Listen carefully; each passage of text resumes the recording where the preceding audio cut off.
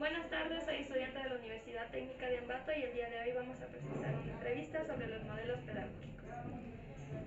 Primera pregunta, ¿qué modelo pedagógico recuerda que fue aplicado en su formación? Ya, muy buenas tardes con todos. En primera instancia, permítanme saludarles. Soy docente de la Unidad Educativa Luisa Martínez. ¿Sí? Me desarrollo en el ámbito profesional, trabajando en quinto año. Y pues con respecto a la pregunta, ¿me repite por favor? ¿Qué modelo pedagógico recuerda que fue aplicado en su formación? Ya, bueno, dentro de mi formación estudiantil, se podría decir, y profesional, ha habido muchos modelos que se han trabajado a lo largo de mi vida, especialmente en mi niñez. Recuerdo yo el modelo tradicionalista, el que nosotros, bueno, que mis maestros utilizaban. Sin embargo, en el desarrollo ya de la educación se han venido dando diferentes modelos, como por ejemplo el constructivista, que es el más conocido, el que se ha trabajado en la universidad más que todo, y pues en el colegio ha habido una mezcla de todo, porque como ha sido un proceso de cambio bastante grande, sí ha habido maestros que de pronto optan por un modelo u otro, y ya depende de la metodología que utilice. ¿Qué estrategias didácticas aplica usted para manejar la conducta de sus estudiantes? Ya, bueno, la conducta es uno de los problemas más grandes que tenemos, yo creo, los docentes, ¿sí?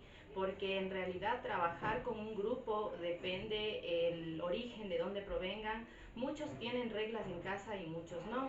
Sin embargo, como docente puedo yo decir que uno siempre tiene que tener el control de su aula y tiene que poner sus propias reglas. Entonces, siempre uno tiene que motivar a que el respeto es lo primordial dentro del aula de clase, con ciertas cláusulas, se podría decir, tanto permisivas como también de restricción, ¿sí? Yo suelo, por ejemplo, hacer un método que siempre a mí me funciona. Primero hablar con ellos, dejarles las cosas claras, plantear las reglas, que es uno de los primeros parámetros para poder nosotros avanzar dentro del ámbito educativo. Sin orden no hay, sin disciplina, perdón, no hay avance, se podría decir. También depende bastante del carácter, de cómo los docentes pues sean formados, porque hay docentes que son muy dóciles y no tienen ese carácter para poder frenar la disciplina, para poder poner un alto. Esto dificulta el momento de dar clases. Entonces, llegando al punto, se podría decir, yo siempre utilizo un método, una estrategia, se podría decir en este sentido, que es un acuerdo mutuo, ¿sí? Nos contaban a nosotros que pues dentro de en la Amazonía, sí, existe bastante lo que es los sapitos, ¿sí? Los sapitos. Entonces ellos croan hasta un cierto límite. Entonces, cuando ellos pues tienen tiempo de hacer su bulla, sin embargo, cuando sale el sapito mayor, entonces ellos dicen, hacen el crab grande y todo se cae. Entonces yo utilizo eso, como les he explicado la historia, y yo les digo, ya cuando están haciendo bulla, a ver chicos, silencio, por favor hagamos silencio, y si ellos continúan con esa misma bulla, entonces yo les digo con todos script, y todos dicen crack. Entonces se callan toditos y ya se para la bulla, y la disciplina se controla dentro de la. Es uno de los métodos que a mí me funciona mucho, y pues les comparto para que puedan tener como experiencia. ¿Aplica usted el método pedagógico tradicional en las aulas de clases? ¿De qué forma? Ya, bueno, el método tradicional, como yo le decía al inicio, siempre va a estar presente en las aulas, ¿sí? Porque hay ciertas temáticas que sí requiere este método. Por ejemplo, el tradicionalista en el sentido de repetir, por ejemplo, ya la ortografía. Nosotros, es verdad que uno se aprende leyendo, pero también hay ciertas cosas que uno no puede dejar. A mí, por ejemplo, me quedó súper marcado el repetir la palabra cuando yo me equivoco. Y aunque uno conscientemente de alguna manera sí tiene ciertos ciertas pautas para poder escribir bien ya como adulto, sin embargo a los niños sí se les complica. Entonces la repetición constante les ayuda mucho, y a mí me funciona. ¿Cómo aplica usted en sus clases el método pedagógico cognitivista? Ya, el cognitivo nosotros aplicamos de diferente manera, ¿sí? Primero nosotros empezamos haciendo conciencia al estudiante de cómo él va a utilizar ese aprendizaje, ¿ya? ¿Para qué le va a servir? En nuestro diario vivir, cómo nosotros lo aplicamos. El cognitivo nosotros lo hacemos de un nivel un poco más consciente, se podría decir, de tal manera que el estudiante trate, en la medida de lo posible, de saber qué es lo que está haciendo, porque muchos son mecánicos y no piensan en lo que hacen, ¿sí? Es lo que nos pasó, por ejemplo, la última vez en las pruebas que ahorita estamos evaluando. Nosotros evaluamos ahorita a través del Ministerio de Educación, nos piden 4 preguntas para medir los niveles de logro y 6 preguntas metacognitivas, ya donde nosotros debemos demostrar el conocimiento y saber hasta dónde nosotros somos capaces de llegar como estudiantes o cuán conscientes somos de lo que aprendimos. Entonces allí es donde nosotros tal vez tratamos de hacer las cosas, pero no tan conscientemente. Entonces los estudiantes en conocimientos muy bien, 4 sobre 4, pero en las metacognitivas se cayeron total. Y no es a nivel de mi grado, es a nivel general, porque en juntas de curso socializábamos esto, que los estudiantes no son conscientes de lo que aprenden. Entonces la estrategia que de alguna manera uno se toma ahora es hacerles ese enfoque de para qué le va a servir en la vida. O sea, en la planificación ya uno no solamente tiene que enfocarse en cómo va a dar la clase, sino cómo el estudiante va a ser consciente de cómo va a aplicar lo que está aprendiendo en su vida diaria o para qué le va a servir, para tratar de vincular y orientarles un poco a que ellos sean conscientes de lo que aprenden. ¿Qué técnicas y estrategias aplica usted para motivar a sus estudiantes? Ya, bueno, yo una estrategia se podría decir que yo utilizo siempre es el ser diferente al resto. ¿Ya? ¿A qué me refiero con esto? Nosotros como maestros siempre estamos disponiendo actividades a los estudiantes, ¿ya? Para que ellos cumplan, construyan su aprendizaje y me demuestren lo que ellos saben.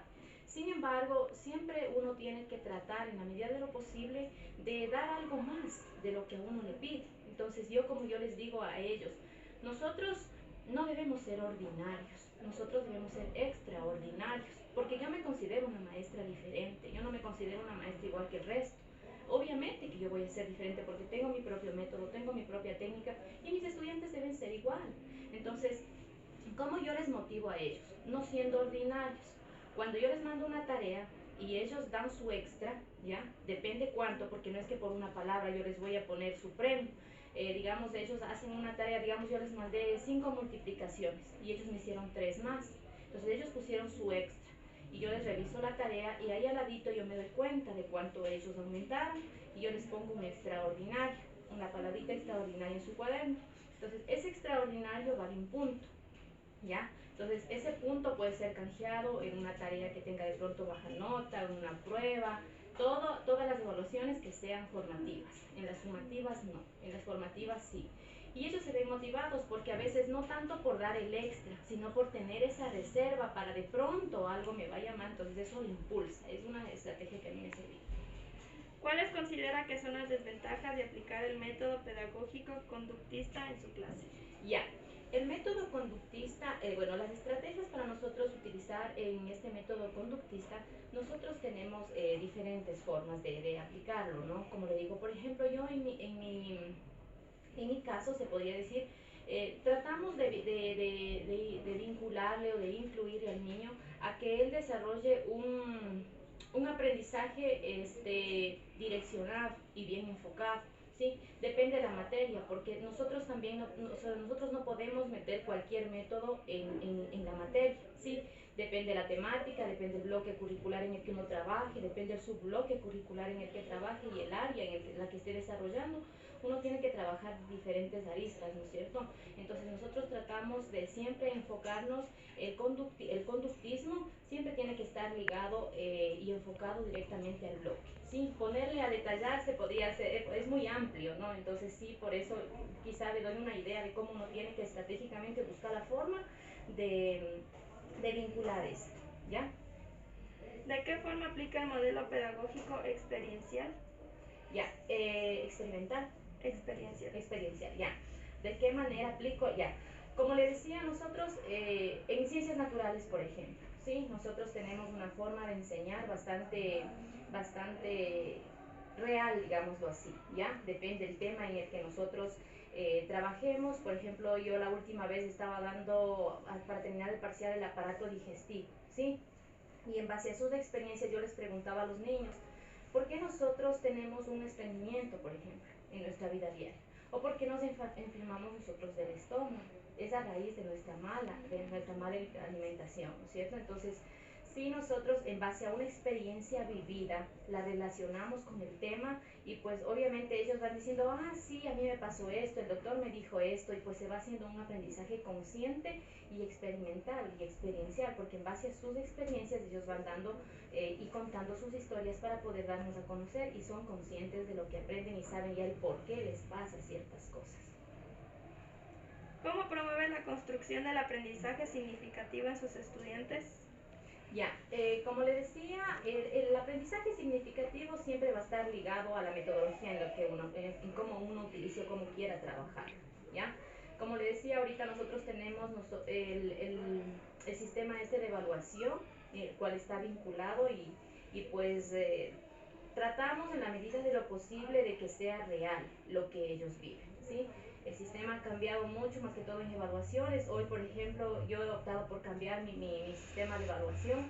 Ya no solamente se les va a evaluar conocimiento, sino también la metacognición, que ahí estaría vinculado directamente. La última, desde su experiencia profesional, ¿qué modelo pedagógico me recomendaría aplicar en el aula de clases? Ya, bueno, yo en base a mi experiencia, como le comento, se usa varios modelos, ¿ya? Yo primero les aconsejaría, en primera instancia, hacer un análisis del currículo nacional. Depende de la materia que ustedes vayan a dar.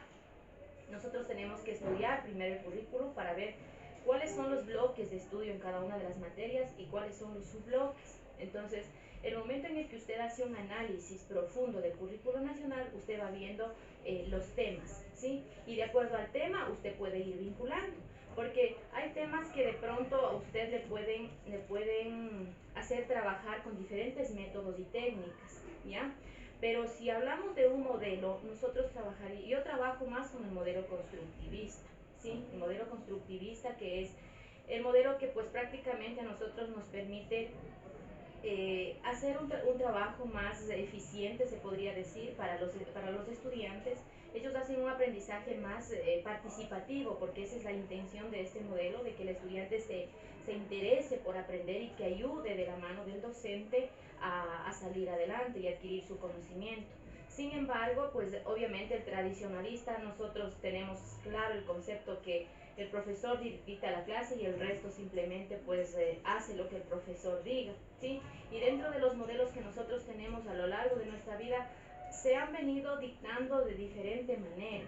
Y yo pienso que más que el mismo modelo, es la forma en cómo uno dicta la clase, ¿ya? Y los métodos, las técnicas y las estrategias que usted ejecute para poder desarrollar su plan de clase. Porque puede ser un modelo tradicionalista, hay temas que sí todavía requieren de aquello. Y aunque los maestros digamos que no, siempre vamos a recaer en lo mismo. El momento en el que un maestro dicta la clase y esos 10 minutos que son esenciales, 8 minutos que son esenciales de la atención, es donde usted aprovecha para transmitir el conocimiento, ¿sí? Y pues en ese momento estamos nosotros siendo el eje principal del aula y se está convirtiendo en modelo tradicionalista. Sin embargo, en esa explicación también quedan ciertos factores o ciertas pautas para que ellos les quede como duda, se podría decir, y también ellos aporten, ¿no? Y se pueda ya con las actividades pues hacer el aprendizaje colaborativo. Muchísimas gracias por su ayuda.